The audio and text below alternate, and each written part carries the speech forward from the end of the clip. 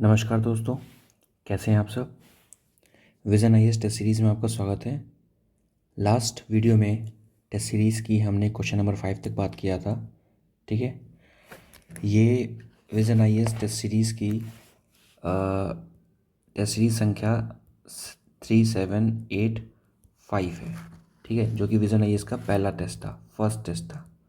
ठीक है, तो इसका हम अब क्वेश्चन नंबर 6 की बात कर रहे हैं। क्वेश्चन नंबर 5 तक हमने कर लिया था। ठीक है, तो क्वेश्चन नंबर 6 क्या है, सबसे पहले देखते हैं। क्वेश्चन नंबर 6 लिखा हुआ है कि Indian form of the government is described as the federation with centralising tendency which among the following provisions of the constitution supports this tendency. कहने का क्या मतलब है कि जो इंडिया की जो फॉर्म ऑफ गवर्नमेंट है वो फेडरल गवर्नमेंट है विद सेंट्रलाइजिंग टेंडेंसी। आपको पता है कि हमारी जो गवर्नमेंट है वो क्या है, वो एक शब्द यूज़ करते हैं जिसको हम लोग कहते हैं क्वासी फेडरल। ठीक, हम बोलते हैं कि जो हमारी जो गवर्नमेंट है वो कैसी है, क्वासी फेडरल, यानी कि पूरी तरह फेडरल नहीं है, क्वासी फेडरल है। ठीक है, तो यहाँ पर इसी की बात कर रहे हैं कि अगर ये क्वासी फेडरल है तो ये किस टर्म को सपोर्ट करता है। पहले लिखा हुआ है a single and the flexible constitution, यानी कि हमारा जो संविधान है, जो हमारा कॉन्स्टिट्यूशन है वो सिंगल और फ्लेक्सिबल है। दूसरा लिखा हुआ है provisions of the all India services, यानी कि हमारे संविधान में ऑल इंडिया सर्विसेज है। इसकी वजह से हमारे पास फेडरेशन है विद सेंट्रलाइजिंग टेंडेंसी। ठीक है, शायद आप क्वेश्चन अच्छे से समझ गए होंगे। क्वेश्चन सिर्फ इतना कह रहा है कि हमारी जो गवर्नमेंट है उसको डिस्क्राइब किया गया है फेडरेशन विद सेंट्रलाइजिंग टेंडेंसी, इसमें से कौन सा प्रोविज़न उसको सपोर्ट करता है। ठीक है, थर्ड दिया हुआ है appointment of the state governor by the centre. तो ये तीन ऑप्शन दिए गए हैं, इसमें आपको बताना है कि कौन सा ऐसा ऑप्शन है जो ये दिखाता है कि हमारी जो गवर्नमेंट है वो फेडरल गवर्नमेंट है with some sort of centralising tendency. तो देखा जाए तो तीनों के तीनों ही जो प्रोविजंस हैं वो ये दिखाते हैं कि कहीं ना कहीं हमारी गवर्नमेंट में फेडरल कैरेक्टर है विद सेंट्रलाइजिंग टेंडेंसी। देखिए, सबसे पहले लिखा हुआ a single and the flexible constitution. ठीक है, सिंगल कॉन्स्टिट्यूशन है तो ये किसको दिखा रहा है, सिंगल कॉन्स्टिट्यूशन दिखा रहा है सेंट्रलाइजिंग टेंडेंसी को। और अगर हमारा कॉन्स्टिट्यूशन फ्लेक्सिबल है तो ये किसको दिखा रहा है, फेडरेशन को दिखा रहा है। ठीक है, फिर बात करते हैं provisions of the all India services. जो provision of all India services हैं, ठीक है, ये किसको दिखाता है, ऑल इंडिया सर्विसेज, यानी कि जैसे हो गया आपका आईएएस हो गया, ठीक है, आईपीएस हो गया, तो ये भी किसको दिखाता है, ये भी कहीं ना कहीं फेडरल कैरेक्टर को दिखाता है। क्योंकि जो आईएएस या आईपीएस जो होते हैं, ठीक है, इनका अगर हम बात करें कि अपॉइंटमेंट, ठीक है, तो इनका जो अपॉइंटमेंट होता है तो वो अपॉइंटमेंट कौन करता है, तो वो अपॉइंटमेंट करता है सेंटर। ठीक है, या फिर आप इसको यूनियन कह दीजिए। तो इनका जो अपॉइंटमेंट करता है सेंटर या यूनियन, पर ये जो जॉब करते हैं वो जॉब कहाँ करते हैं, वो जॉब करते हैं स्टेट में। तो कहीं ना कहीं ये क्या है, ये भी कहीं ना कहीं एक फेडरल कैरेक्टर को शो कर रहा है। तो ये भी आपको यहाँ से पता रहना चाहिए। फिर उसके बारे में अगर और बात करें कि appointment of the state governor by the centre, कहने का मतलब है कि सेंटर जो है, जो स्टेट है वो अपने आप में क्या है, स्टेट अपने आप में इंडिपेंडेंट है। ठीक है, स्टेट अपने आप में इंडिपेंडेंट है, बट जो गवर्नर का अपॉइंटमेंट होता है वो स्टेट पर थोड़ा विजिलेंस रखता है और उनकी जो भी फंक्शनिंग हो रही है उसको निगरानी करता है। तो कहीं ना कहीं यहाँ पर भी क्या है, थोड़ी सी सेंट्रलाइजिंग टेंडेंसी आ रही है, इवन दो हमने जो सेंटर है, सेंटर ने स्टेट को फ्रीडम दी हुई है। तो यहाँ से ये चीज़ें आपको पता रहनी चाहिए। और गवर्नर जो होता है बेसिकली, ठीक है, अगर आप गवर्नर की बात करें, ठीक है, तो गवर्नर के लिए वैसे आर्टिकल कौन सा आता है, आर्टिकल आता है 153। 153 के अंदर लिखा हुआ है कि गवर्नर ऑफ द स्टेट। ठीक है, और गवर्नर के पास क्या होता है आपको पता होना चाहिए। ठीक है, बहुत सारी क्या होती हैं, डिस्क्रिशनरी पावर्स होती हैं गवर्नर्स के पास, यानी कि जो डिसीजंस है वो काफ़ी हद तक अपने आप से ले सकता है। तो यहाँ से ये चीज़ें आपको पता होना चाहिए। फिर हम बात करते हैं क्वेश्चन नंबर 7 के बारे में। ठीक है, consider the following statement regarding the national population register, that is NPR. ठीक है, तो एनपीआर के रिगार्डिंग क्वेश्चन पूछा गया है। एनपीआर क्या है इसके बारे में बात करते हैं। नेशनल पॉपुलेशन रजिस्टर, एनपीआर के रिगार्डिंग क्वेश्चन पूछा गया है। देखिए, जब भी एनपीआर की बात करें तो दो चीज़ें आपको पता होनी चाहिए। एक पता होनी चाहिए आपको एनपीआर, ठीक है, और उसके बाद आपको एनआरसी। ठीक है, ये दो शब्द पता रहने चाहिए। एक और पता रहना चाहिए कैब ठीक है, ये कुछ शब्द आपको पता रहना चाहिए। देखिए, सिटीजनशिप अमेंडमेंट हुआ था 2019 में, ठीक है, तो उसके रिगार्डिंग ये शब्द आया था। पहला आया था कैब। कैब का फुल फॉर्म होता है कॉन्स्टिट्यूशनल अमेंडमेंट बिल। ठीक है, ये बिल है। जब बिल साइन कर देता है प्रेसिडेंट तो ये बन जाता है act, then it is the constitutional amendment act. Okay. NPR का मतलब क्या होता है? ये है नेशनल पॉपुलेशन रजिस्टर। ठीक। और एनआरसी जो होता है वो है नेशनल रजिस्टर ऑफ सिटीजन्स।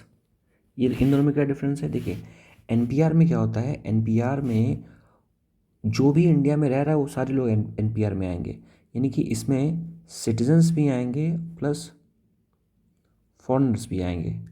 पर एनआरसी में सिर्फ सिटीजन्स आएंगे, क्योंकि इसके फुल फॉर्म में भी क्या आ रहा है, सिर्फ सिटीजन्स आ रहा है, इतना याद रखना है। तो क्वेश्चन लिखा हुआ है, consider the following statement regarding the national population register, only citizens are included in the NPR. नहीं, मैंने बताया कि एनपीआर में सिटीजन्स और फॉरेनर्स दोनों आएंगे, एनआरसी में सिर्फ सिटीजन्स आएंगे, तो ये ऑप्शन क्या हो गया हमारा? गलत। Next, it is mandatory for the every usual resident of the India to register in the NPR. ठीक। तो बेसिकली ये क्या है, ये बात सही है कि जो भी इंडिया में रह रहा है उसके लिए ये क्या है, मैंडेटरी है कि भैया आपको एनपीआर में रजिस्टर करना ही पड़ेगा। ठीक है, एनपीआर में आपको रजिस्टर करना ही पड़ेगा, चाहे फिर वो आप सिटीजन्स हो, यानी कि आप इंडिया के सिटीजन्स हो या फॉरेनर हो, आपको एनपीआर में रजिस्टर करना ही पड़ेगा। Third is the data of the NPR was collected in the 2010 along with the house hold listing census of 2011।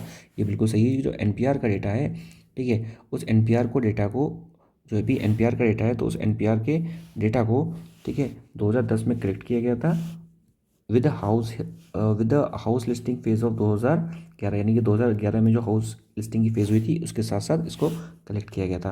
तो उस हिसाब से देखा जाए कि जो ऑप्शन 2 और 3 जो है वो क्या है, करेक्ट है, यानी कि जो ऑप्शन बी है हमारा वो करेक्ट है, ऑप्शन 2 और बी। ठीक है, तो ये चीज़ पता रहनी चाहिए। दूसरी, अगर और कुछ डिटेलिंग की मैं बात करूँ, जो चीज़ें यहाँ से आपको पता रहनी चाहिए, ठीक है, तो ये पता रहना चाहिए कि जैसे मैंने कहा कि एनपीआर की जैसे हम यहाँ पे बात कर रहे हैं नेशनल पॉपुलेशन रजिस्टर, तो यहाँ पर आपको वो पता रहना चाहिए कि वो सारे फॉरेनर एनपीआर में आएंगे जो लास्ट 6 मंथ से इंडिया में रह रहे हैं, वो भी एनपीआर के अंतर्गत आएंगे, या फिर जो अपकमिंग 6 मंथ यानी कि आने वाले 6 महीने में यहाँ रहने वाले वो भी एनपीआर के अंतर्गत आएंगे। तो यहाँ से आपको ये पता रहना चाहिए। दूसरी चीज़, जो भी एनपीआर का जो प्रोविज़न्स है, यानी कि जो भी इसके में रूल्स बन रहे हैं वो बनते हैं under the citizenship act of the 1955। तो 1955 का जो सिटीजनशिप एक्ट है उसके अंतर्गत ये बनते हैं। ठीक। और एक और चीज़ पता रहनी चाहिए आपको कि एनपीआर के प्रोविज़न्स के लिए आपको ये पता रहना चाहिए कि सिटीजनशिप रूल्स हैं। ठीक है, citizenship, registration of the citizens and the issue of the national identity card, ये रूल्स हैं 2003 के अंतर्गत। तो इनमें भी कई सारे प्रावधान, कई सारे नियम दिए हैं जिसके according NPR, that is the national population register के रूल्स का फॉर्मेशन किया जाता है। ठीक है, तो ये सारी चीज़ें यहाँ से आपको पता रहनी चाहिए। उसके बाद कुछ और जो कॉन्स्टिट्यूशनल बॉडीज़ हैं वो आपको पता रहनी चाहिए। जैसे आपको एक बॉडी बहुत इंपॉर्टेंट है वो पता रहनी चाहिए, that is the registrar general of India. ठीक है, ये बॉडी आपको पता नहीं चाहिए। इसका पूरा नाम है registrar general of India and census commission. ठीक है, ये बना हुआ था हमारा 1961 में। तो ये आपको पता नहीं चाहिए कि registrar general of India and census commission 1961 को बना था, and it comes under the ministry of home affairs. तो ये मिनिस्ट्री ऑफ होम अफेयर्स के अंतर्गत आता है। और आपको ये भी पता रहना चाहिए कि जो रजिस्ट्रार जनरल ऑफ इंडिया है which comes under the ministry of home affairs, ये एक और सर्वे करवाता है जिसका नाम क्या है, डेमोग्राफिक सर्वे। ठीक है, demographic survey census of India, यानी कि इंडिया का जो डेमोग्राफिक सर्वे है वो करवाता है। और इस सर्वे के साथ साथ एक और सर्वे कराता है which is very important, which is linguistic survey of India. ठीक है, तो कहने का मतलब है कि जो registrar general of India and the census commissioner का जो ऑफिस है जो कि 1961 को बना था, which comes under the ministry of home affairs, ये दो सेंसस और करवाता है, which is the demographic survey of India और लिंग्विस्टिक सर्वे ऑफ इंडिया। तो ये दो चीज़ें यहाँ से पता रहना चाहिए। और रजिस्ट्रार जनरल ऑफ इंडिया होता कौन है? ये बेसिकली कौन होता है? ये कोई ना कोई एक सिविल सर्वेंट होता है मोस्टली, ठीक है। सिविल सर्वेंट होता है जो कि जॉइंट सेक्रेटरी के रैंक का होता है। तो यहाँ से इतनी चीज़ें पता चाहिए आपको regarding the national population register. अब बात करते हैं क्वेश्चन नंबर 8 के बारे में, ठीक।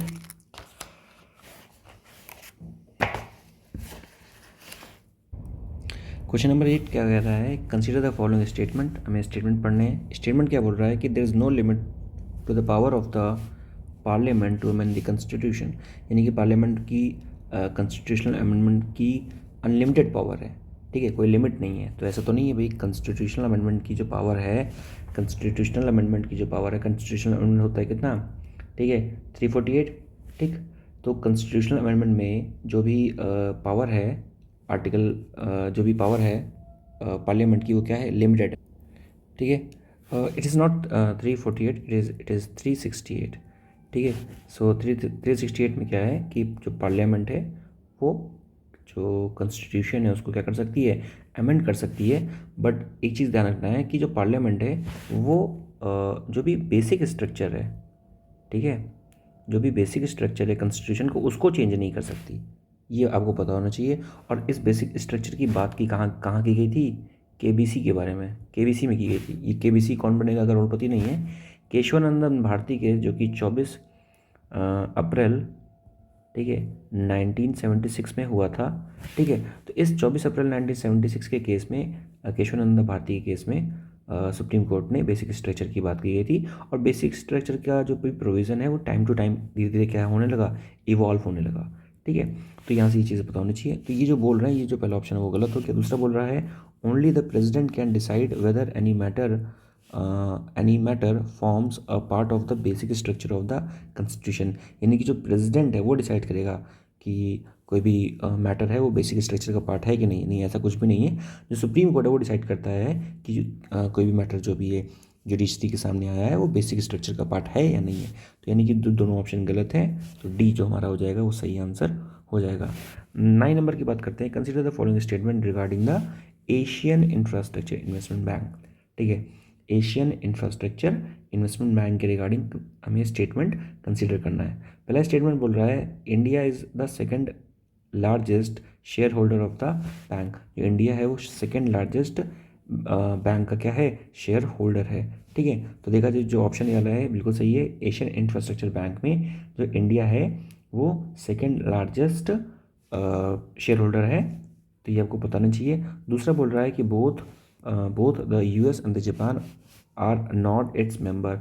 ये भी बिल्कुल बात सही है कि जो यूएस और जापान है वो इसके मेंबर नहीं है, ठीक है। तो ये जो हमारा दोनों ऑप्शन हो जाएंगे वो करेक्ट हो जाएंगे। एशियन इंफ्रास्ट्रक्चर बैंक के बारे में बात करें, इसको शॉर्ट फॉर्म में हम लोग लिखते हैं AIIB, ठीक है। तो यहाँ से पता होना चाहिए आपको कि जो आपको पता होना चाहिए यहाँ से कि हमारे पहले एक फॉर्मर गवर्नर थे RBI के, उनका नाम था उर्जित पटेल, ठीक है। तो उर्जित पटेल बेसिकली जो उर्जित पटेल थे, ठीक है, तो Urjit Patel has been appointed as the vice president of the Beijing based Asian infrastructure investment bank. तो उर्जित पटेल को सबसे पहले क्या बनाया गया था? मतलब सबसे पहले नहीं, मतलब पहले की टाइम पे इनको वाइस प्रेसिडेंट बनाया गया था, ठीक है।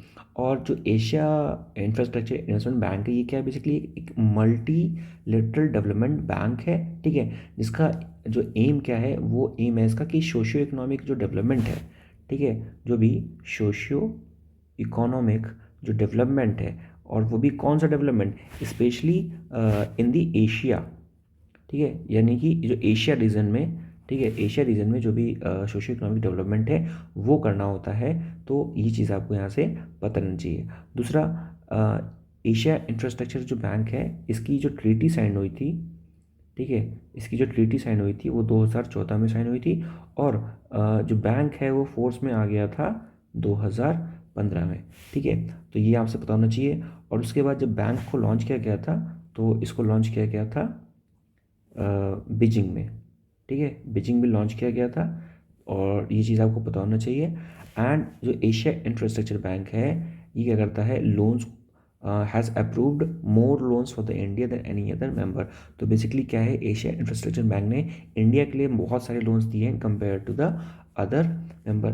ठीक है, तो यहाँ से पता होना चाहिए। और इसका जो इंडिया है वो सेकंड लार्जेस्ट शेयर होल्डर है। तो फर्स्ट लार्जेस्ट कौन है, फर्स्ट लार्जेस्ट है इसका चाइना। चाइना जो है वो फर्स्ट लार्जेस्ट स्टेक होल्डर है। तो यहाँ से ये चीज़ें पता होनी चाहिए। और यूएस और जापान इसके मेंबर नहीं है। ठीक है, तो हमारा ऑप्शन क्या हो गया, ऑप्शन सी। नेक्स्ट हम बात करें क्वेश्चन नंबर 10 के बारे में। Which of the following can be a drawback of a democracy, यानी कि डेमोक्रेसी का ड्रॉबैक क्या होगा उसके बारे में बात करेंगे। ठीक है, पहला लिखा हुआ है leaders keep changing in the democracy which could lead to the instability, यानी कि जो लीडर्स हैं डेमोक्रेसी में क्या हो रहे हैं, चेंज हो रहे हैं, ये क्या है, स्टेबिलिटी का कारण है। बिल्कुल सही है, क्योंकि पता होता है कि डेमोक्रेसी में क्या होता है, 5 साल की गवर्नमेंट होती है एंड आफ्टर 5 ईयर्स जो भी लीडर्स हैं वो चेंज हो जाएंगे and this could also lead to the stability. बिल्कुल सही है, बात सही कह रहे हैं यहाँ पर। नेक्स्ट बोल रहा है कि डेमोक्रेसी में lead to the corruption as it is based on the electoral competition, यानी कि जो डेमोक्रेसी है उसमें करप्शन हो सकता है क्योंकि ये इलेक्टोरल कंपटीशन पे बेस्ड है। बिल्कुल सही, देखिए जहाँ पर कंपटीशन होगा वहाँ कहीं ना कहीं जो अनफेयर मीन्स हैं लोग उसको क्या करेंगे, अडॉप्ट करेंगे, तो वो करप्शन के चांसेस थोड़ा बहुत वहाँ पर बढ़ सकते हैं। तो कहीं ना कहीं ये भी ऑप्शन हमारा थोड़ा बहुत सही है। फिर बात करते हैं democracy increases the chances of the rash और द इररिस्पॉन्सिबल डिसीजन मेकिंग। नहीं, ये ऑप्शन गलत है क्योंकि जो भी डेमोक्रेसी में जो भी डिसीजन लिए जा रहे हैं वो कहीं ना कहीं पीपल ओरिएंटेड है। ठीक है, या फिर उनको ध्यान में रख के जो भी डिसीजंस लिए जा रहे हैं। ठीक है, या फिर आप पीपल सेंट्रिक बोल सकते हैं इसको। जो डिसीजंस होते हैं वो कैसे होते हैं, पीपल सेंट्रिक होते हैं। और क्योंकि डेमोक्रेसी में जो भी लोग बैठे हैं पावर में, तो वो कहीं ना कहीं उनको इलेक्ट करके भेजा गया है, पूरा एक प्रोसेस हुई है। तो इसका मतलब कि जो भी डिसीजंस वो लेंगे वो दोस्त मोस्टली जो डिसीजंस होते हैं वो कैसे होते हैं, इन्फॉर्म्ड डिसीजंस होते हैं। ठीक है, वो पोलिंग करा सकते हैं और भी कई सारे मेथड को अडॉप्ट कर सकते हैं। और इवन अगर कोई डिसीजंस ले भी लिया उन्होंने, maybe he has taken some sort of decisions, उसके बाद भी वो डिसीजन जो है वो चेंज हो सकता है, गवर्नमेंट उसको बदल सकती है अगर लोग रिक्वेस्ट करें या लोग प्रोटेस्ट करें। ठीक है, अपनी बात रखें। तो देखा जाए तो ये जो ऑप्शन है वो करेक्ट नहीं है, तो उस हिसाब से 1 और 2 ऑप्शन नंबर 1 इज़ करेक्ट। तो यहाँ से ये सारी चीज़ें हमें पता रहनी चाहिए। ठीक है, फिर हम बात करते हैं क्वेश्चन नंबर 11 के बारे में। Which of the following statement is or are correct regarding the fundamental right. आपको पता है कि हमारे संविधान में कई सारे पार्ट दिए हैं। ठीक है, जिसमें से एक पार्ट है फंडामेंटल राइट। जैसे मैं कुछ पार्ट्स के बारे में बात करूँ तो हमारा जो संविधान का जो पहला पार्ट है वो हमारी बात करता है यूनियन टेरिटरी के बारे में। जो हमारा संविधान का जो पार्ट 2 है वो बात करता है सिटीजनशिप के बारे में। ठीक है, ये है 1 से 4, ये है 5 से 11। फिर उसके बाद पार्ट 3 जो कि फंडामेंटल राइट है ये बात करता है 12 से 35। और उसके बाद पार्ट 4 है हमारा डीपीएसपी, ये है हमारा 36 से 51। फिर उसके बाद पार्ट 4A ये है हमारा 51A जो कि है हमारी फंडामेंटल ड्यूटीज़। तो ये कई सारे पार्ट हैं। तो यहाँ पर फंडामेंटल राइट के बारे में बात कर रहे हैं जो कि हमारा पार्ट 3 में आता है। ठीक है, क्या है देखते हैं। लिखा हुआ है कि फंडामेंटल राइट्स जो है वो sacrosancts in the nature and can not be amended, यानी कि जो फंडामेंटल राइट है वो सैक्रोसेंट है। सैक्रोसेंट मतलब क्या होता है, कोई भी ऐसी चीज़ जो कभी चेंज नहीं होती। ठीक है, और तो ऐसा तो है नहीं। देखिए जो भी हमारे फंडामेंटल राइट है वो चेंज हो सकते हैं, बट द थिंग इज़ कि जो उसका बेसिक नेचर है वो चेंज नहीं हो। ठीक है, क्योंकि फंडामेंटल राइट बहुत ज़्यादा फंडामेंटल है। ठीक है, इसीलिए ये बोला गया है। तो कहीं ना कहीं ये बेसिक नेचर को दिखाते हैं कॉन्स्टिट्यूशन के, संविधान के। और हमने पता है कि केशवानंद भारती केस में 24 अप्रैल 1976 में एक सुप्रीम कोर्ट ने बोल दिया था कि जो भी बेसिक स्ट्रक्चर है, ठीक है, बेसिक स्ट्रक्चर है उसको हम लोग चेंज नहीं कर सकते। ठीक, पर ये क्वेश्चन क्या कह रहा है, पहला स्टेटमेंट कह रहा है कि ये सैक्रोसेंट है और चेंज नहीं कर सकते। नहीं, ये बिल्कुल गलत है। फंडामेंटल राइट्स हैं उनको हम चेंज कर सकते हैं, वो सैक्रोसेंट नहीं है, चेंज कर सकते हैं। ठीक है, रीजनेबल रिस्ट्रिक्शंस लगा सकते हैं। फंडामेंटल राइट में हम रीजनेबल रिस्ट्रिक्शंस लगा सकते हैं। तो ये चीज़ आपको यहाँ से पता रहनी चाहिए। नेक्स्ट बात करें, they are available against the actions of the both the state and the private individual. ये भी सही है कि जो भी फंडामेंटल राइट हैं वो स्टेट और प्राइवेट इंडिविजुअल्स जो हैं उन दोनों के रिगार्डिंग यूज़ होता है। ठीक है, तो ये चीज़ पता होनी चाहिए कि जो फंडामेंटल राइट है वो स्टेट के रिगार्डिंग भी और प्राइवेट इंडिविजुअल के रिगार्डिंग भी होते हैं। तो ये ऑप्शन सही है। The third is they operate as the checks on the tyranny of both the executive and legislature.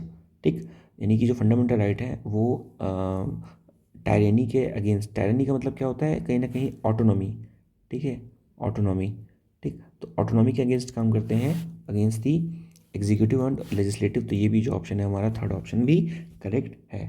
ठीक है, तो यहाँ से ये चीज़ें पता रहनी चाहिए आपको। तो उस हिसाब से जो ऑप्शन नंबर ए, सॉरी, उस हिसाब से जो ऑप्शन नंबर हमारा सी है, दूसरा और तीसरा, वो हमारा करेक्ट हो जाएगा। एक और आपको पता होना चाहिए, एक पता होना चाहिए आपको आर्टिकल, ठीक है, आर्टिकल 51 पता होना चाहिए। ठीक है, ठीक है, आर्टिकल 50 पता होना चाहिए। ठीक है, आर्टिकल 50 पता होना चाहिए। ये क्या बोलता है, ये बोलता है separation, separation of judiciary from executive, यानी कि जो जुडिशरी है वो अलग है और एग्जीक्यूटिव अलग है। ठीक है, ये है आर्टिकल 50, ये भी आपको पता रहना चाहिए। फिर हम बात करते हैं क्वेश्चन नंबर 12 के बारे में। क्वेश्चन नंबर 12 क्या कह रहा है, which of the following statement is are correct regarding the fundamental duties. Fundamental duties कौन से पार्ट में है, पार्ट 4A में है, 51A। ठीक है, तो फंडामेंटल ड्यूटीज़ के रिगार्डिंग कौन सा स्टेटमेंट सही है। पहला स्टेटमेंट कह रहा है कि they can be used by the courts to determine the constitutionality of a law। तो ये बिल्कुल सही है कि जो फंडामेंटल राइट हैं उनको देख के कहीं ना कहीं एक आइडिया मिलता है कोर्ट को कि क्या सही है क्या गलत है। यानी कि फंडामेंटल राइट जो है कहीं ना कहीं जो basic nature of the constitution को रिफ्लेक्ट करते हैं। तो ये बिल्कुल सही है कि कोर्ट इनका यूज़ कर सकता है डिटरमाइन करने में, या फिर अगर इवन जब गवर्नमेंट कहीं नई पॉलिसी बनाती है तो फंडामेंटल ड्यूटीज़ की हेल्प लेती है। फिर हम बात करते हैं, they can be enforced by the parliament through the legislation. ठीक है, देखिए डायरेक्टली तो फंडामेंटल ड्यूटीज़ को इन्फोर्स नहीं किया जा सकता, लेकिन हाँ अगर पार्लियामेंट ने कोई लेजिस्लेशन बना दिया है, यानी कोई लॉ बना दिया है, तब फंडामेंटल ड्यूटीज़ को इन्फोर्स किया जा सकता है। तो ये बिल्कुल सही। जैसे अगर मैं बात करूँ कि आर्टिकल 44, ठीक है, आर्टिकल 44, ठीक है, ठीक है, तो आर्टिकल 44 क्या कहता है, आर्टिकल 44 कहता है universal civil code for citizens. ठीक है, तो सिटीजन्स के लिए क्या चाहिए, सिटीजन्स के लिए यूनिवर्सल सिविल कोड चाहिए। ठीक है, तो यूनिवर्सल सिविल कोड चाहिए किसके लिए, सिटीजन्स के लिए। अब ये जो है ये क्या है, ये वैसे देखा जाए तो ये वैसे फंडामेंटल ड्यूटी नहीं, ये डीपीएसपी है, एग्जांपल के तौर पे बता रहा हूँ। ठीक है, तो अगर इस पे कोई लॉ बना दिया गया तब ये एप्लीकेबल हो जाएगा। जैसे मैं और एग्जांपल बात करूँ फंडामेंटल ड्यूटीज़ में ही अगर बात करूँ, तो जैसे फंडामेंटल ड्यूटीज़ है कि हमें we should respect our national anthem और नेशनल एम्बलम की रिस्पेक्ट करनी चाहिए हमें। ठीक, लेकिन अगर कोई व्यक्ति नहीं करता तो कोई प्रॉब्लम नहीं है। पर हाँ अगर कोई लॉ बना दिया गया, जैसे अभी कुछ टाइम पहले लॉ बनाया गया था कि अगर कोई भी मूवी चल रही है, ठीक है ना, जो थिएटर्स होते हैं उन थिएटर्स में मूवी से पहले क्या नेशनल सॉन्ग, नेशनल एंथम चलेगा और आपको स्टैंड खड़ा होना पड़ेगा। ठीक है, तो वो नियम बना दिया गया था। तो उस हिसाब से देखा जाए तो हमारा जो बी ऑप्शन, सी ऑप्शन है जो क्या हो जाएगा, करेक्ट हो जाएगा। फिर बात करते हैं क्वेश्चन नंबर 13 के regarding, which of the following is or are the feature of the Indian secularism as adopted in the constitution. यानी कि इंडियन सेक्युलरिज्म का कौन सा फीचर है। ठीक है, सेक्युलर का मतलब होता है धर्मनिरपेक्ष, यानी कि हमारे जो स्टेट है उसका कोई भी रिलीजन नहीं है। ठीक है, हम सर्वधर्म सारे धर्मों का सम्मान करते हैं इक्वली। ठीक है, और अगर रिलीजन के बारे में बात किए तो आर्टिकल 25 से 28 जो है वो right to freedom of religion के बारे में बात करता है। ठीक है, तो आर्टिकल क्वेश्चन नंबर 13 क्या कह रहा है, 13 कह रहा है कि religion is a personal matter and there is no interference by the state. यानी कि जो रिलीजन है वो पर्सनल मैटर है और स्टेट के द्वारा कोई भी इंटरफेरेंस नहीं होगा। नहीं, ये बिल्कुल गलत है। ठीक है, रिलीजन के मामले में थोड़ा बहुत इंटरफेरेंस होगा स्टेट का। देखिए जितने भी फंडामेंटल राइट हैं, ठीक है, जितने भी फंडामेंटल राइट हैं, सारे फंडामेंटल राइट में रीजनेबल रिस्ट्रिक्शंस लग सकते हैं, रीजनेबल रिस्ट्रिक्शंस लग सकते हैं। एग्जाम्पल के तौर पे अगर आप अपने घर पे रामायण है आपके घर में, तो अब आपने बाजा लगा दिया बढ़िया से, तो आप तो पूजा कर रहे हो, बट मे बी उसकी वजह से किसी और को तकलीफ हो सकती है। ठीक है, तो उस कंडीशन में आपकी कंप्लेन होगी और वो आपको जो साउंड है वो हटाना पड़ेगा। तो ये क्या है, रीजनेबल रिस्ट्रिक्शंस लगाया जा सकता है। ठीक है, तो ये क्या है रीजनेबल, यानी कि यहाँ पे लिखा हुआ जो क्वेश्चन है कि the religion of the religion is a personal matter, और कोई भी इंटरफेरेंस स्टेट के द्वारा नहीं होगा, तो ये गलत है। स्टेट भी इंटरफेरेंस कर सकती है। और इवन जो आर्टिकल 25 है, ठीक है, आर्टिकल 25 में लिखा है, क्या लिखा है कि the freedom of conscience, freedom of conscience and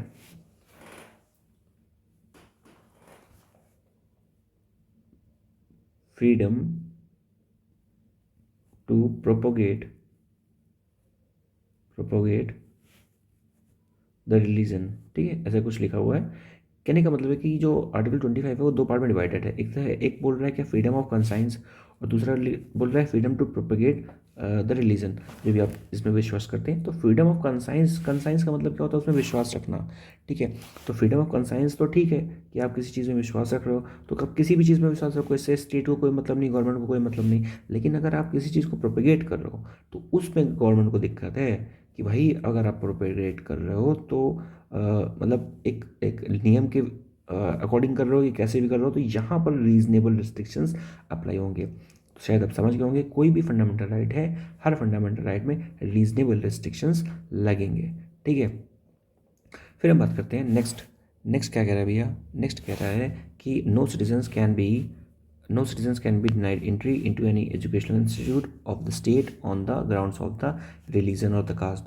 यानी कि किसी भी व्यक्ति को रिलीजन या कास्ट के बिहाफ पे किसी भी इंस्टीट्यूट में, एजुकेशनल इंस्टीट्यूट में स्पेशली, एंट्री देने से मना नहीं किया जा सके। बिल्कुल सही है भाई। राइट टू इक्वलिटी है हमारे पास, आर्टिकल 14 भी है। ठीक है, आर्टिकल 14 क्या कहता है, आर्टिकल 14 कहता है राइट टू इक्वालिटी।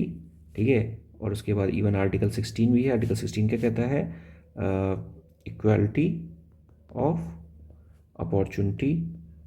ठीक है, तो ये सारे आर्टिकल्स हमारे पास हैं। तो ये क्या बोलता है यहाँ पे, अगर आर्टिकल 14 और 16 के हिसाब से भी जाएँ, ठीक है, तो ये भी क्या है, सही है हमारा।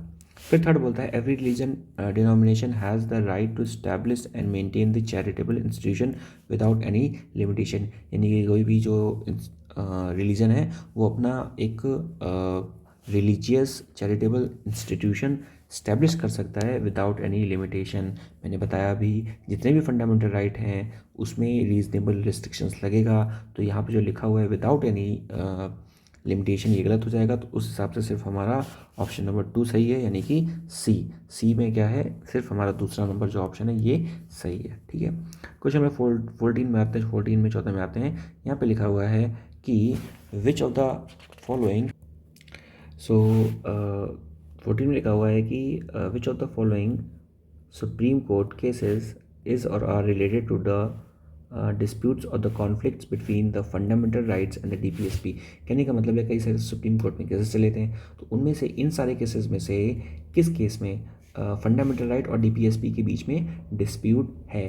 ठीक है, पहला है हमारा Kihoto Hollohan case 2007, Golaknath case 1967, Maneka Gandhi case 1978 और मिनेर्वा मिल केस 1980। ठीक है, अगर इसके करेक्ट आंसर की बात की जाए तो इसका करेक्ट आंसर है B, that is the 2 and 4। ठीक है, सो जो 2 और 4 है, ठीक है, उसमें क्या बात की गई है, that is the Golaknath case और मिनेर्वा मिल केस। इसमें बात की गई है फंडामेंटल राइट और डीपीएसपी के बारे में। ठीक है, तो यहाँ से ये चीज़ें आपको पता रहनी चाहिए। ठीक, अगर मैं बात करूँ थोड़ी सी रिगार्डिंग दी, अगर मैं बात करूँ थोड़ी सी, देखिए अगर सबसे पहले बात किया जाए यहाँ पर, ठीक है, तो सबसे पहले मैं एक केस का जिक्र करना चाहूँगा आपसे। ठीक है, उस केस का नाम है, the name of the case is Champakam Dorai Ranjan case.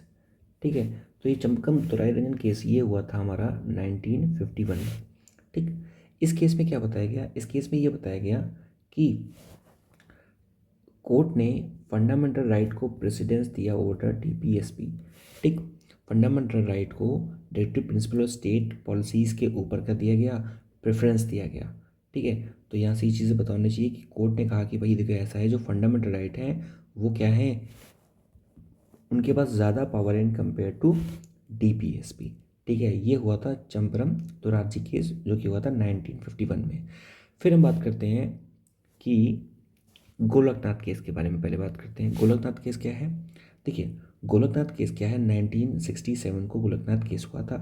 ठीक है, और इस केस में ये बताया गया कि जो फंडामेंटल राइट है, ठीक है, जो फंडामेंटल राइट हैं उन फंडामेंटल राइट को अमेंड नहीं किया जा सकता for the implementation of the DPSP. यानी कि अगर गवर्नमेंट जो है वो डीपीएसपी को इम्प्लीमेंट करना चाहती है तो उसके लिए फंडामेंटल राइट को आप अमेंड नहीं कर सकते।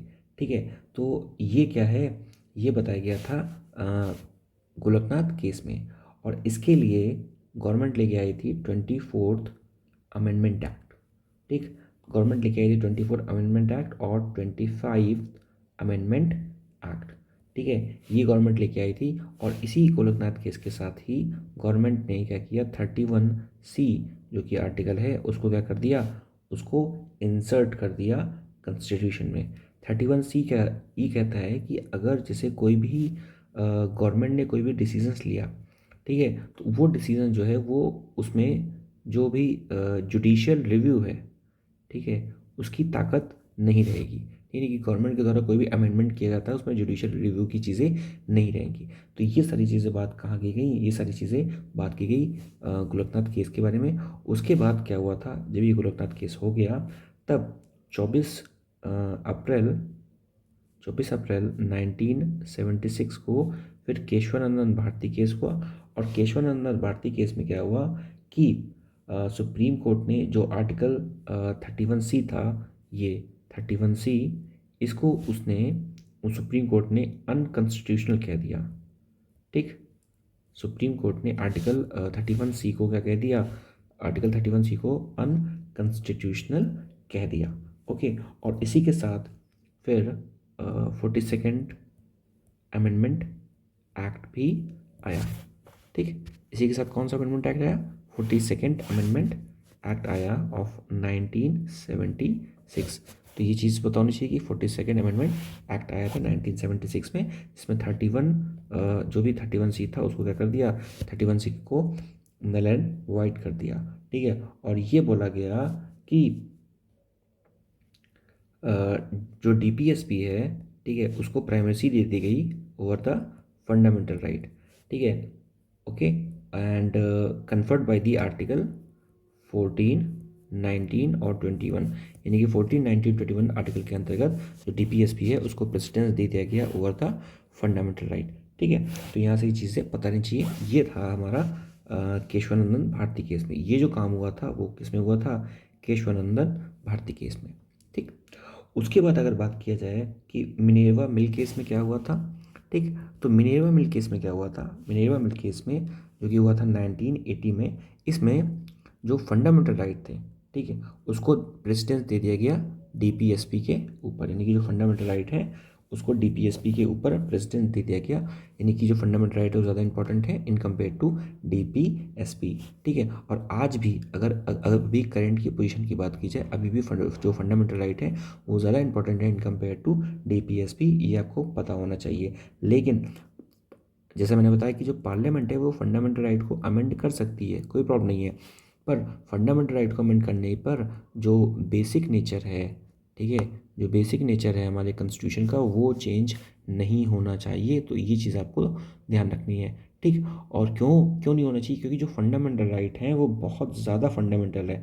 Fundamental rights are so fundamental, वो बेसिक चीज़ों को प्रोवाइड करते हैं, बोलने का अधिकार, चलने का अधिकार, इक्वालिटी का अधिकार, इन सब चीज़ों को प्रोवाइड करते हैं। तो इसीलिए fundamental rights are very much fundamental. ठीक, उसके बाद बात करते हैं दिस क्योतो होलोवन केस। तो ये जो केस हुआ था वो 2007 में केस हुआ था। ठीक है, और इस केस को एज ए बात करते हैं एज ए 9th शेड्यूल।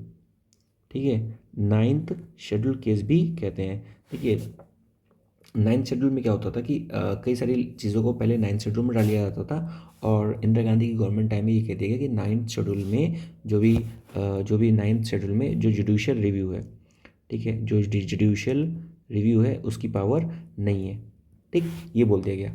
लेकिन सुप्रीम कोर्ट ने क्या कहा, सुप्रीम कोर्ट ने कहा कि देखिए भाई ऐसा है कि केशवानंदन भारती केस के बाद, यानी कि 24 अप्रैल 1976 के बाद जितनी भी चीज़ें नाइन्थ शेड्यूल में डाली गई हैं उन पर जुडिशियल रिव्यू हो सकता है, ठीक है। तो ये बोला गया था। तो यहाँ से अब आई थिंक आपको चीज़ें क्लियर हो होंगी, मैंने बहुत अच्छे से इसको एक्सप्लेन किया हुआ है। नेक्स्ट बात करते हैं हम लोग क्वेश्चन नंबर 15 में। क्वेश्चन नंबर 15 बात करता है which of the following would fall under the definition of the state defined under the article 12। तो आपको पता है कि आर्टिकल 12 में स्टेट की डेफिनेशन दी गई है, ठीक है, कि स्टेट है क्या, ठीक। तो स्टेट की डेफिनेशन में कौन कौन आएगा उसके बारे में बात करेंगे, ठीक है। तो Delhi metro rail corporation, that is the DMRC, ये क्या स्टेट की डेफिनेशन में आएगी? हाँ बिल्कुल, जो DMRC है वो स्टेट की डेफिनेशन में आएगी। फिर बात करते हैं unique identification authority of India, ये भी स्टेट की डेफिनेशन में आएगी। नीति आयोग भी स्टेट की डेफिनेशन में आएगा, और RBI भी स्टेट की डेफिनेशन में आएगा। देखिए जो आर्टिकल 12 है वो जो डेफिनेशन देता है वो किसकी डेफिनेशन देता है? वो स्टेट की डेफिनेशन देता है, ठीक है। अगर स्टेट के बारे में बात की जाए तो स्टेट क्या है कि the state has been defined in a wider sense so as to include all the agencies, यानी कि जितनी भी एजेंसीज हैं सबको इंक्लूड किया जाता है स्टेट में, ठीक है। और it is the action of these agency that can be challenged in the court as violation of the fundamental right, यानी कि जितनी भी जो भी एजेंसीज हैं वो जो भी एक्शन कर रही हैं, ठीक है, तो उस एक्शन को चैलेंज किया जा सकता है कोर्ट ऑफ लॉ में, ठीक है, कोर्ट ऑफ लॉ में, ठीक है। तो जो स्टेट है, स्टेट, ठीक, स्टेट क्या है? जो भी एजेंसीज हैं, कोई भी गवर्नमेंट की PSU हो गई, कोई प्राइवेट इवन जो चीज़ें हैं उनको कोर्ट ऑफ लॉ में चैलेंज किया जा सकता है अगर वो बेसिक फंडामेंटल चीज़ों को क्या कर रहे हैं, वायलेट कर रहे हैं, ठीक है। तो यहाँ से ये चीज़ें पता होनी चाहिए। तो हमारा जो ऑप्शन हो जाएगा वो D, यानी कि जो सारी ऑप्शन दिए गए हैं these all are comes under the definition of the state. फिर हम बात करते हैं क्वेश्चन नंबर 16 के बारे में। बोला है कि वेडल सी, ठीक है, Weddell Sea recently seen in the news, ये कहाँ पर लोकेटेड है, ठीक है। तो आपको पता होना चाहिए कि जो वेडल सी है वो कहाँ पर लोकेटेड है, अंटार्कटिका में लोकेटेड है, ठीक है। अगर मैं आपको दिखाऊं यहाँ पर वेडल सी के बारे में, ठीक है, वेडल सी हम देखेंगे यहाँ पर, ठीक है।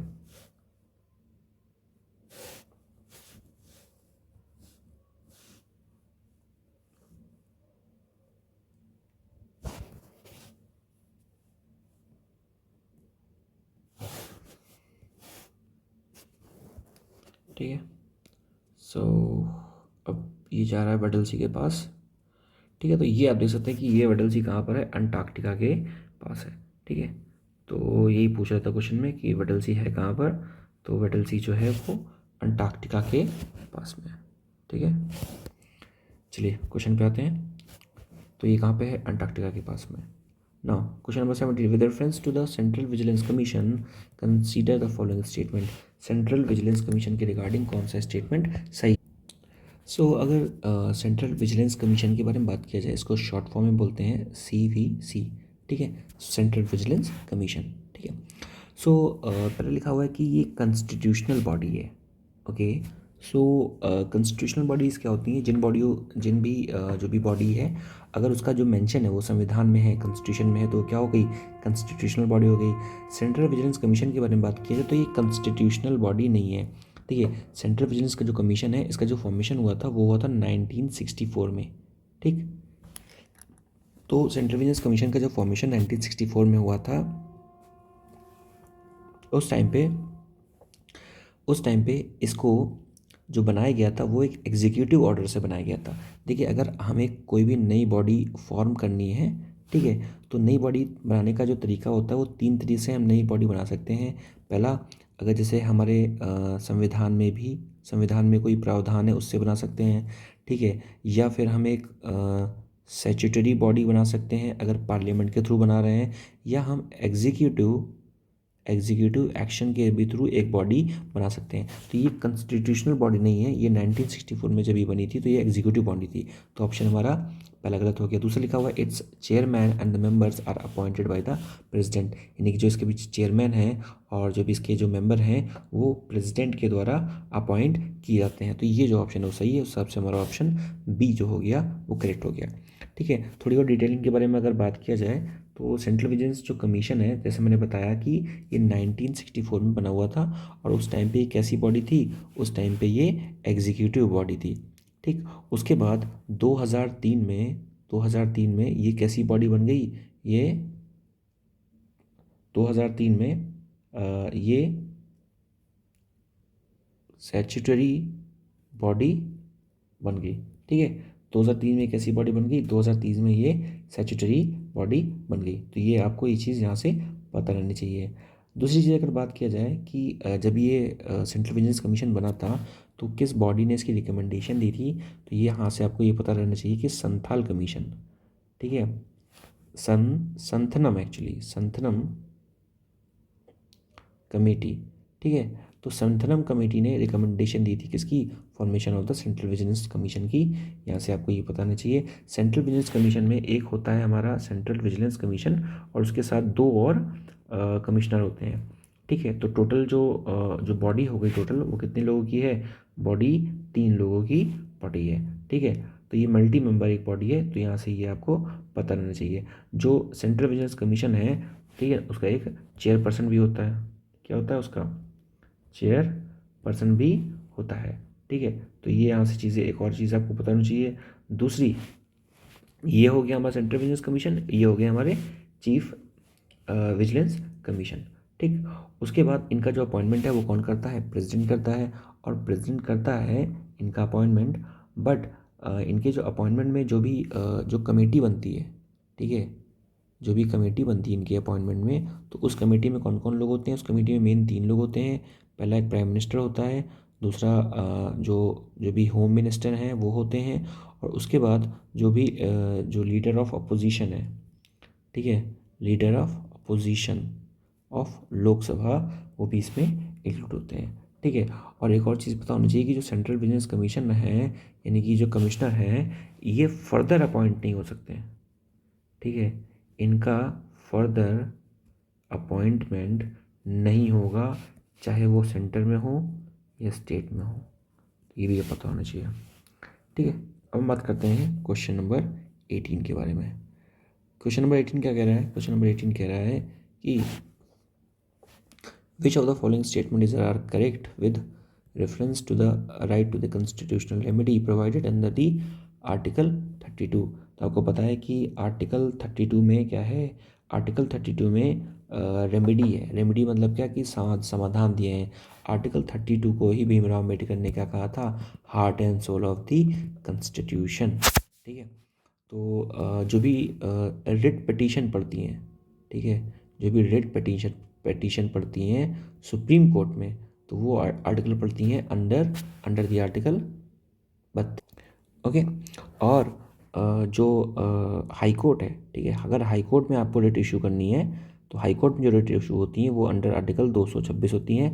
ध्यान ये रखना है आपको कि जो सुप्रीम कोर्ट है, सुप्रीम कोर्ट में अंडर आर्टिकल 32 आप सिर्फ जा सकते हैं फंडामेंटल राइट के लिए, लेकिन हाई कोर्ट में अंडर आर्टिकल 226 आप जा सकते हैं फंडामेंटल राइट के साथ साथ जो लीगल राइट्स हैं, ठीक है, उनके लिए भी जा सकते हैं। तो यानी कि रिट्स के मामले में सुप्रीम कोर्ट के पास ज़्यादा ताकत है, सॉरी, हाई कोर्ट के पास ज़्यादा ताकत है in compare to the supreme court. High court के बारे में बात किया जाए तो हाई कोर्ट का आर्टिकल क्या होता है, हाई कोर्ट का आर्टिकल कितना होता है, 214, और सुप्रीम कोर्ट का आर्टिकल कितना होता है, 124। क्वेश्चन पे आते हैं। पहले लिखा हुआ है कि, ठीक है, पहला चीज़ लिखी हुई है कि it involves to determine the constitutionality of any executive order or the legislation if it is directly infringes of the fundamental right। यानी कि जो आर्टिकल 32 है ये डिटरमाइन करता है constitutionality of the executive order, यानी कि अगर आपके ऊपर कोई भी एग्जीक्यूटिव ऑर्डर दिया गया है, मे बी आपके अरेस्ट के रिगार्डिंग, ठीक है, तो वो बेसिकली वो आपकी जो फंडामेंटल राइट है उसको तो इन्फ्रिंजमेंट कर रहा है कि नहीं कर रहा, उसको देखता है क्या आर्टिकल 32? हाँ बिल्कुल सही है, ये देखता है ये चीज़ कि आपका जो फंडामेंटल राइट है कहीं वो तो वॉलेट नहीं हो रहा है। ठीक है, तो ऑप्शन आपका जो पहला हो गया वो क्या हो गया, सही हो गया। ठीक, दूसरी चीज़ बात करें, सेकंड नंबर बात करें अगर, तो सेकंड क्या बोल रहा है, सेकंड बोल रहा है कि the supreme court has the original as well as exclusive jurisdiction in case of the enforcement of the fundamental right. ठीक है, तो देखा जाए तो सुप्रीम कोर्ट के पास जो है वो ओरिजिनल ओरिजिनल जुरिडिक्शन तो है। ठीक है, एक्सक्लूसिव की बात हम अभी नहीं करेंगे फिलहाल, तो ये हमारा ऑप्शन क्या हो जाएगा, गलत हो जाएगा। Third is the basic feature of the constitution and can not, it is the basic feature of the constitution and cannot be taken away even by the constitutional remediation यानी कि constitutional amendment से। तो बिल्कुल सही है, under article 368 is the constitutional amendment, और आप under article 368 भी जो आर्टिकल 32 दैट इज़ दी जो रेमेडियल फीचर है उसको हटा नहीं सकते। तो देखा जाए तो हमारा जो ऑप्शन 1 और ऑप्शन 3 सही है, तो जो सी हो गया वो हमारा क्या हो गया, सी हमारा करेक्ट ऑप्शन हो गया। तो यहाँ से ये चीज़ें आपको पता लगनी चाहिए। ठीक है, तो बस यहाँ पर हमें इतने पता होना चाहिए कि जब भी सुप्रीम कोर्ट आर्टिकल 32 को यानी कि फंडामेंटल राइट को इनरोल इन्फोर्स कर रहा है, तो जो भी उसका जो जुरिडिक्शन रहेगा वो क्या रहेगा, ओरिजिनल रहेगा। ठीक है, ओरिजिनल जुरिडिक्शन की बात की गई है आर्टिकल 131। ठीक है, तो बेसिकली जो फंडामेंटल राइट के केस में सुप्रीम कोर्ट का जो जुरिडिक्शन होगा वो ओरिजिनल होगा, एक्सक्लूसिव नहीं होगा। फिलहाल बस इतना ही याद रखना है यहाँ पे। ठीक है, नेक्स्ट क्वेश्चन की बात करते हैं। Question number 19, which of the following is or are which of the following are the reasons for the creating of the union territory, कि भाई साहब हम यूनियन टेरेटरी बना क्यों रहे हैं, कारण क्या है यूनियन टेरेटरी बनाने का। ठीक है, तो पहला लिखा है कि यूनियन टेरेटरी बनाने का कारण क्या है कि कल्चरल डिस्टिंक्टिवनेस, यानी कि कल्चरली डिस्टिंक्टिवनेस के कारण हम यूनियन टेरेटरी बना रहे हैं, यानी कि कोई ऐसा जगह, कोई ऐसी चीज़ें, कोई ऐसी प्लेस जो बहुत ही डिस्टिंक्ट है, अलग है, इसलिए बना रहे हैं। हाँ बिल्कुल सही है, ये भी एक क्राइटेरिया हो सकता है। नेक्स्ट इज स्ट्रेटजिक इंपॉर्टेंस के कारण हम यूनियन टेरिटरी बना रहे हैं, ये भी सही है भाई, कि स्ट्रेटजिक इंपॉर्टेंस के कारण भी हम यूनियन टेरिटरी बनाते हैं। जैसे हमारी अगर मैं बात करूँ जो अंडमान और निकोबार की जो यूनियन टेरिटरी है, तो वो क्या है, वो स्ट्रेटजिक इंपॉर्टेंस के कारण बनाई है। ठीक है, या फिर आप अगर बात करें कि लक्षद्वीप की टेरिटरी, ये भी क्या है, स्ट्रेटजिक इंपॉर्टेंस के बारे में हमने बनाई है। ठीक है, तो ये चीज़ बतानी चाहिए कि स्ट्रेटजिक इंपॉर्टेंस के कारण भी हम यूनियन टेरिटरी बनाते हैं। कल्चरल डिस्टिंक्टिवनेस के बारे में अगर बात करेंगे तो जैसे हमारी क्या हो गई, पुदुचेरी हो गई, तो ये भी कल्चरल डिस्टिंक्टिवनेस के कारण है। ठीक है, फिर उसके बाद दादर एंड नगर हवेली, फिर उसके बाद दमन एंड दीव, तो ये बेसिकली क्या है, कल्चरल डिस्टिंक्टिवनेस के कारण है। Third is the interest of the tribal people, क्या हमने कोई भी यूनियन टेरिटरी बनाई है जो बेसिकली ट्राइबल पीपल के लिए देखती है। ठीक है, तो हाँ हमने ये चीज़ें की हैं। ठीक है, यानी कि कई सारी हमने ऐसी यूनियन टेरिटरी बनाई हैं जो क्या है, एडमिनिस्ट्रेटिव एरिया अगर मैं बात करूँ, ठीक है, या ट्राइबल लोग, जैसे मैं बात करूँ अगर जो पहले यूनियन टेरिटरी थे अभी स्टेट बन गए, जैसे नॉर्थ ईस्ट के कई सारे स्टेट हैं। ठीक है, जैसे मिज़ोरम हो गया, मणिपुर हो गया, ठीक है, त्रिपुरा हो गया, अरुणाचल प्रदेश हो गया, तो ये क्या है, ये सारी चीज़ें पहले यूनियन टेरिटरी थी, बाद में इनको स्टेट बना दिया गया। देखिए यूनियन टेरिटरीज को जब अपग्रेड करते हैं तब स्टेट बनता है। ठीक है, यानी कि ये लोअर यूनियन टेरिटरी जो है वो लोअर स्टेट है, और वो अपग्रेड करके स्टेट बनेगा, ये अपर चीज़ है। लेकिन तो ये है अपग्रेडेशन। लेकिन कभी कभी क्या होता है कि इसको डिग्रेडेट हो जाती है। जैसे अगर बात किया जाए लद्दाख के बारे में। ठीक है, तो लद्दाख जो है बेसिकली पहले स्टेट था वो। ठीक है, या जम्मू एंड कश्मीर के बारे में बात की जाए स्टेट था, अब उसको यूनियन टेरिटरी बना दिया गया है। तो ये क्या हो गया, ये डाउनफॉल हो गया इसका। अमूमन क्या होता है, अमूमन यूनियन टेरिटरी से स्टेट्स बनते हैं। स्टेट्स के पास खुद की ऑटोनॉमी होती है, और यूनियन टेरिटरी के पास खुद की ऑटोनॉमी नहीं होती है। ठीक है, फिर बात करते हैं एडमिनिस्ट्रेटिव कंसिडरेशन। कई सारी यूनियन टेरिटरी हैं जो हम एडमिनिस्ट्रेटिव कंसिडरेशन के बिहाफ पे भी बनाते हैं। जैसे अगर बात किया जाए दिल्ली को, तो दिल्ली जो है वो एडमिनिस्ट्रेशन कंसिडरेशन के बिहाफ पे बनी है। या फिर अगर बात किया जाए कि चंडीगढ़, ठीक है, चंडीगढ़, तो ये भी क्या है, एडमिनिस्ट्रेटिव कंसिडरेशन के बिहाफ पे बनी। तो ये सारे क्राइटेरिया जो हैं वो कहीं ना कहीं क्या है, क्राइटेरिया हैं किसके लिए, यूनियन टेरिटरी बनाने के। ठीक है, रीजंस है। तो ये सारे जो हमारे ऑप्शंस हो गए वो सही हो गए। फिर बात करते हैं which of the following falls within the purview of the freedom of speech.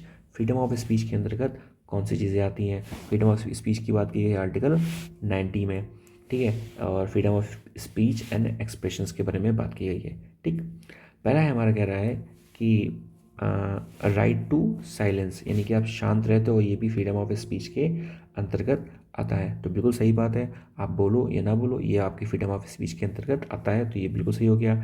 Next is right to strike. देखिए, आपको प्रोटेस्ट करने का अधिकार है, ठीक है, प्रोटेस्ट करने का अधिकार है कि अगर आप कोई अपनी बात रखना चाहते हैं, प्रोटेस्ट करना चाहते हैं तो अधिकार है, लेकिन आपको स्ट्राइक का अधिकार नहीं है। क्यों? क्योंकि अगर आप स्ट्राइक करते हो तो आपके स्ट्राइक करने से क्या होता है, बाकी और लोगों को अनईजीनेस होता है, प्रॉब्लम होती है, तो आपके पास स्ट्राइक करने का अधिकार नहीं है, तो ये आपको पता होना चाहिए। नेक्स्ट, राइट टू टेलीकास्ट, ठीक, यानी कि आपके पास टेलीकास्ट करने का अधिकार है, ये भी बिल्कुल सही है, टेलीकास्ट करने का अधिकार है। फिर right to know about the government activities, government क्या कर रही है, कौन सी एक्टिविटी कर रही है, तो वो भी उसको जानने का अधिकार है। जैसे गवर्नमेंट की पीआईबी, प्रेस इंफॉर्मेशन ब्यूरो है, जहाँ गवर्नमेंट जो भी स्कीम लॉन्च करती है, जो भी डे टू डे एक्टिविटीज़ होती है उनको पब्लिश करती है। तो जो ऑप्शन हो जाएगा हमारा क्या हो जाएगा, 1 3 4, 1 3 4 मतलब 1, तो ये हमारा क्या हो गया, करेक्ट आंसर। फिर हम बात करते हैं, consider the following statement with respect to the national commission for the protection of the child right. Okay, so national commission for the protection of the child right. ठीक, अब इसके बारे में बात करते हैं। तो पहला लिखा हुआ है कि it is a statutory body, okay, constituted under the child labour prohibition and the regulation act of the 1986। Okay, so देखा जाए तो ये जो ऑप्शन है वो क्या है, हमारा गलत है। क्यों? क्योंकि जो national commission for the protection of the child right है, ठीक है, इसका जो हमने निर्माण किया था, फॉर्मेशन किया था, वो हमने किया था 2007 में, ठीक है, 2007 में हमने इसका फॉर्मेशन किया था। तो यहाँ से ये चीज़ें आपको पता रहनी चाहिए। और ये क्या है, ये एक स्टैट्यूटरी बॉडी है, तो ये तो सही था, national commission for the child protection of the child right, ये एक स्टैट्यूटरी बॉडी है, ये सही था, but it is not formed under the child labour prohibition and the regulation after 1986। तो यहाँ से ये चीज़ें आपको पता रहनी चाहिए, ठीक है। तो ये गवर्नमेंट के द्वारा बनाया गया था, स्टैट्यूटरी बॉडी है, ये आपको पता नहीं चाहिए। और जो national commission for the protection of the child right है, ये कहीं ना कहीं काम करता है under the commission of the काम करता है under the ministry of the women and child development, ठीक है। तो ये जो मिनिस्ट्री है एसोसिएटेड, वो है ministry of women and child development. तो ये भी पता होना चाहिए कि ये जो कहीं ना कहीं काम करता है under the ministry of women and child development, ठीक। उसके बाद दूसरा ऑप्शन क्या कह रहा है कि it has been designated as the agency to monitor and provide the right to free and compulsory education. तो बिल्कुल सही है भाई कि ये क्या है, ये right to free and compulsory education provide करता है, ठीक है। तो ये क्या है, ऑप्शन बी हमारा जो सही है कि जो national commission for the protection of child right है, ये right to free and compulsory education को प्रमोट करता है। और right to free and compulsory education जो है वो कहीं ना कहीं बेसिकली अगर बात किया जाए तो वो हमारा क्या है, हमारा फंडामेंटल राइट भी है under article 21A। Under article 21A fundamental right में हम क्या कहते हैं कि right to free and compulsory education, जो कि ऐड किया गया था विद 86th अमेंडमेंट एक्ट 2002, ठीक। तो ये पता होना चाहिए, 86 अमेंडमेंट एक्ट 2002 में इसको ऐड किया गया था। और जो हमारा आर्टिकल 45 है, ठीक है, डीपीएसपी का, उसमें भी बोलता है क्या, बेसिकली अर्ली चाइल्डहुड केयर के बारे में बात करते हैं, ठीक है, अर्ली चाइल्डहुड केयर के बारे में बात करते हैं, ठीक है। और ये जो चीज़ हुई थी, ये वाला यहाँ पर ये फंडामेंटल जो राइट है, ठीक है, इसको ऐड किया गया था। ये एक फंडामेंटल ड्यूटी भी है 51A में, पार्ट 4A में, ठीक है, पार्ट 4A में। तो ये भी आपको यहाँ से पता नहीं चाहिए। तो ये हमारा हो गया क्या, option number B is the correct answer. फिर आगे बात करते हैं क्वेश्चन नंबर 22। क्वेश्चन नंबर 22 क्या रहा है, consider the following statement regarding the परख पोर्टल, ठीक है। तो परख पोर्टल के रिगार्डिंग स्टेटमेंट हमें चेक करना है, ठीक। पहले लिखा हुआ है कि it will conduct the assessment for the both the student and the teacher at the school. यानी जो परख पोर्टल है वो स्टूडेंट और टीचर का क्या करेगा, असेसमेंट करेगा एट स्कूल लेवल। तो देखा जाए तो ये जो ऑप्शन है क्या है हमारा, सही है। अगर परख का फुल फॉर्म में बताऊँ, परख का फुल फॉर्म मतलब क्या, परख बेसिकली है क्या, परख एक स्टूडेंट लर्निंग असेसमेंट प्लेटफॉर्म है। ठीक है, परख क्या है, परख बेसिकली स्टूडेंट, ठीक है, स्टूडेंट लर्निंग, ठीक है, असेसमेंट, ठीक है, एक ये क्या है, ये एक प्लेटफॉर्म है। तो यहाँ से ये चीज़ आपको पता रहनी चाहिए।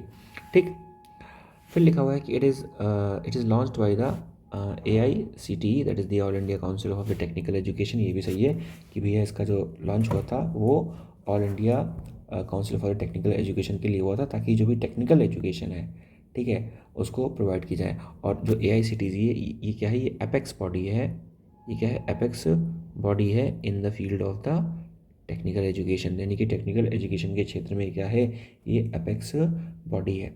ठीक है, तो ये चीज़ आपको यहाँ से पता नहीं चाहिए। तो ऑप्शन हमारा क्या हो जाएगा, दोनों सही हैं, ऑप्शन नंबर सी। ठीक है, यानी कि दोनों सही हैं। फिर बात करते हैं ऑप्शन नंबर क्वेश्चन नंबर 23 के बारे में। Consider the following statement with reference to the idea of the liberalism in the context of the Indian constitution. यानी कि भारतीय संविधान के अनुसार लिबरलिज्म की जो भावना है उसके रिगार्डिंग कौन सा स्टेटमेंट सही है। ठीक, पहला लिखा हुआ है कि Indian liberalism gives primacy to the right of the individual over the right of the community. यानी जो इंडियन लिबरलिज्म है वो इंडिविजुअल को राइट को ज़्यादा प्राइमेसी देता है in compare to the community के राइट को। ठीक, फिर हम बात करते हैं, तो भाई देखिए ऐसा तो नहीं है, ठीक है, हमारे लिए जो कम्युनिटी है वो भी इम्पोर्टेंट है और ज़्यादा इम्पोर्टेंट है। अगर कभी कभी होता है ना कि हम बात करते हैं, एक टर्म सुना होगा आपने, कोलेटरल डैमेज। कोलेटरल डैमेज का मतलब क्या होता है कि जैसे सपोज एक नाव है, एक नाव में एक आदमी बैठा है, ठीक है, और एक नाव में 50 आदमी बैठे हैं। अब आप एक एक ही नाव को ठीक कर सकते हो, एक ही नाव को बचा सकते हो, दूसरी नाव तो डूब जाएगी हर हालत में। तो आप ऑब्वियसली इस वाले को देखोगे, इस वाले में चलो ठीक है भाई एक ही आदमी मरेगा, यहाँ पर तो भाई 50 आदमी मर रहे हैं। तो कहने का मतलब क्या है कि जो यहाँ पर लिखा हुआ है ना कि इंडिविजुअल राइट को प्रेफरेंस दी जाएगी और द कम्युनिटी राइट, नहीं कम्युनिटी के राइट को दी जाएगी। तो यहाँ से चीज़ें आपको ये पता होनी चाहिए। दूसरा दूसरा क्या बोल रहा है कि the reservation of the SC and ST community in the constitution are an example of the Indian liberalism. ये बिल्कुल सही है कि भैया हमने SC और ST को रिजर्वेशन में प्रावधान दिया, तो ये क्या है, ये कहीं ना कहीं इंडियन लिबरलिज्म को शो करता है। तो ऑप्शन जो हमारा बी है, ठीक है, दैट इज़ ओनली 2, ये जो हो जाएगा वो क्या हो जाएगा, हमारा करेक्ट ऑप्शन हो जाएगा। ठीक है, तो यहाँ से ये चीज़ आपको पता रहनी चाहिए। फिर बात करते हैं question number 24, which of the following issue can be taken up by the national human right commission. ठीक है, तो नेशनल ह्यूमन राइट कमीशन के कौन कौन सा इशू रेज कर सकते हैं। ठीक है, तो जो पहला ऑप्शन लिखा हुआ है issue of the manual scavenging, क्या मैनुअल स्कैवेंजिंग का इशू रेज कर सकता है नेशनल ह्यूमन राइट कमीशन। हाँ ठीक है भाई, जो नेशनल ह्यूमन राइट कमीशन है वो मैनुअल स्कैवेंजिंग का इशू रेज कर सकता है। दूसरा, problem faced by the notified and D notified tribe. ठीक है, जो नोटिफाइड और डी नोटिफाइड ट्राइब है उसका जो इशू है वो रेज कर सकता है, बिल्कुल कर सकता है। ठीक है, थर्ड बोल रहा है issue related to the right to health. ठीक है, इसका भी जो इशू है उसको रेज कर सकता है, यानी कि तीनों जो ऑप्शन है वो करेक्ट है, 1 2 एंड 3, यानी कि सी इज़ द करेक्ट ऑप्शन। अब हम बात करें नेशनल ह्यूमन राइट कमीशन के बारे में, तो उससे पहले एक और चीज़ बताना चाहिए, जैसे यहाँ पे लिखा हुआ ना कि problem faced by the notified and D notified tribe. तो ये क्या होता है, देखो नोटिफाइड ट्राइब जिनको नोटिफाई किया गया, डी नोटिफाइड ट्राइब क्या है, जब ब्रिटिशर्स हमारे यहाँ पर थे तो वो समझते थे कि कई सारी ट्राइब्स ऐसी हैं जो मतलब बदनाम हैं, कुख्यात हैं, ठीक है, तो उनको डी नोटिफाइड ट्राइब की कैटेगरी में रख दिया, ट्राइब की कैटेगरी में रखे। तो उसी का नाम आज क्या हो गया, चेंज होके, मतलब वो चोरी करते हैं, ऐसे करते हैं, तो ऐसा, तो उसी का नाम चेंज करके आज क्या हो गया हमारा, डी नोटिफाइड ट्राइब। ठीक है, नेशनल ह्यूमन राइट कमीशन की बात की जाए तो नेशनल ह्यूमन राइट जो कमीशन है ये बेसिकली क्या है, ये एक स्टैट्यूटरी बॉडी है। ठीक, स्टैट्यूटरी बॉडी है जिसका निर्माण हुआ था 1993 में, तो यहाँ से ये पता होना चाहिए। और एंड इट इज़ फॉर्म्ड, इसका फॉर्मेशन किया गया था under the protection of human right act. ठीक, ऑफ 1993। तो protection of the human right act 1993 के अंतर्गत इसका निर्माण किया गया था। ठीक है, और अगर मैं बात करूँ कि कौन कौन से जो फंक्शंस हैं वो ये हैंडल करता है, ठीक है, नेशनल ह्यूमन राइट कमीशन, तो कई सारे जो फंक्शन है वो हैंडल करता है। जैसे अगर मैं बात करूँ बॉन्डेड लेबर का फंक्शन हो गया, ठीक है, और या फिर आप बात करेंगे राइट टू फूड का फंक्शन हो गया, ठीक है, चाइल्ड लेबर का अगर कोई इशू उठा रहा है, ठीक है, तो इसको भी करता है। विमेंस और चिल्ड्रंस की अगर कहीं पर ट्रैफिकिंग हो रही है, ठीक है, तो उसका भी जो इशू है उसको अरेंज करता है। या फिर कहीं पर भी कोई सेक्सुअल हैरेसमेंट हो रहा है, ठीक है, सेक्सुअल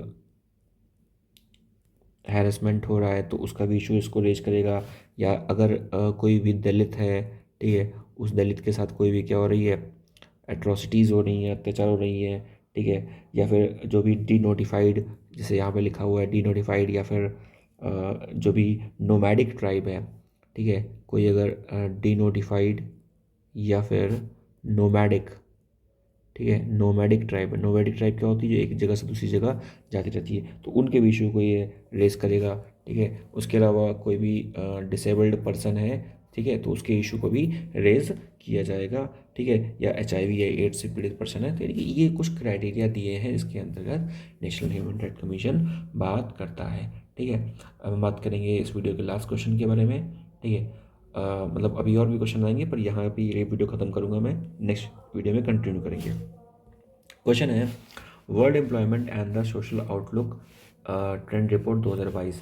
ठीक है, तो इस रिपोर्ट को किसने पब्लिश किया, तो आपको पता होना चाहिए कि जो वर्ल्ड एम्प्लॉयमेंट और सोशल आउटलुक रिपोर्ट जो है, ठीक है, 2022 ट्रेंड रिपोर्ट है, ये किसने पब्लिश किया, वो किया है इंटरनेशनल लेबर ऑर्गेनाइजेशन ने।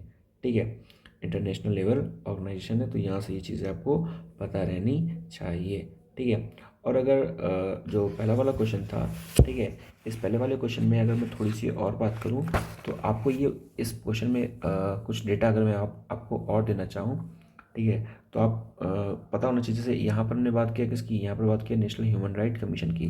ठीक है, और कई सारे कमीशन हैं जो आपको पता रहने चाहिए। जैसे अगर मैं यहाँ पे बोलूँ अगर मैं यहाँ पे बोलूँ, जैसे मैंने कहा एक और कमीशन आपको पता रहना चाहिए। The first one is that is the national that is the national women commission. ठीक है, नेशनल विमेन कमीशन का जो निर्माण हुआ था वो 1992 में हुआ था, और इसकी जो फर्स्ट एग्जीक्यूटिव है थी, मतलब वो कौन थे, जयंती पटनायक।